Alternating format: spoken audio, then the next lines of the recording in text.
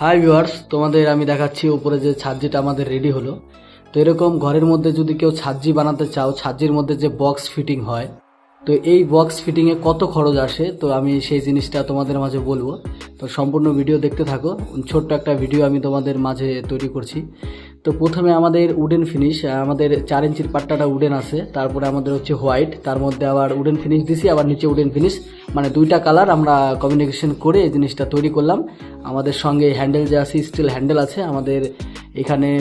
ভিতরে যে আমাদের কবজাগুলো লাগানো হয়েছে ভিতরে পাল্লার সঙ্গে, সেটা আমরা স্টিল কবজা ব্যবহার করেছি। খুব সুন্দর, জং ধরবে না কোনোদিনও।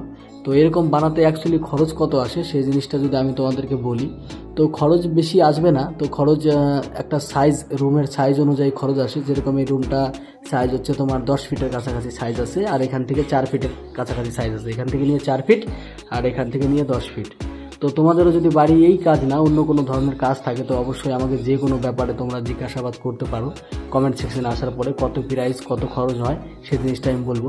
তো তোমাদের আমি এই পাল্লাগুলো খুলে দেখাই যে খোলার মধ্যে ভিতর সাইডে যে আছে, ব্যাক সাইডে, ভিতর সাইডে আমরা কোনো কিছু আমরা করিনি, কারণ বাইরের সাইডে আমরা এই মাইকা দিয়েছি, মাইকা বসানো আছে। ভিতর সাইডে কোনো মাইকা বসানো নেই। তো আমি পাল্লাগুলো খুলে তোমাদেরকে দেখাচ্ছি, দেখো। তো এই হচ্ছে, আমরা পাল্লা এখন খুলে দেখাচ্ছি।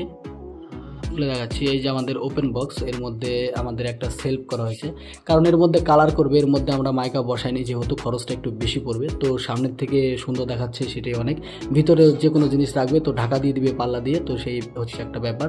তো এর মধ্যে একটা সেলফ, দুইটা সেলফ, আমরা 2 থাক করেছি, 2 থাকের মধ্যে জিনিস রাখতে পারবো। আমাদের এখান থেকে এখানে সম্পূর্ণ জিনিসটাই সেলফ করা আছে।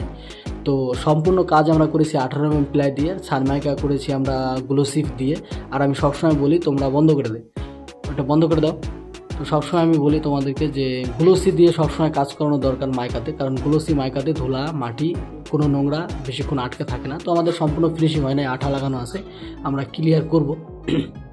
ক্লিয়ার করে আরেকটা ভিডিও দিব তোমরা যদি চাও। আর কেউ যদি এরকম বানাতে চাও তো আমার সঙ্গে অবশ্যই যোগাযোগ করো। কত খরচ আসে আমি বলে দেব তোমাদেরকে, তো বুঝতে পারবে ব্যাপারটা। এতক্ষণ ভিডিও দেখার জন্য ধন্যবাদ।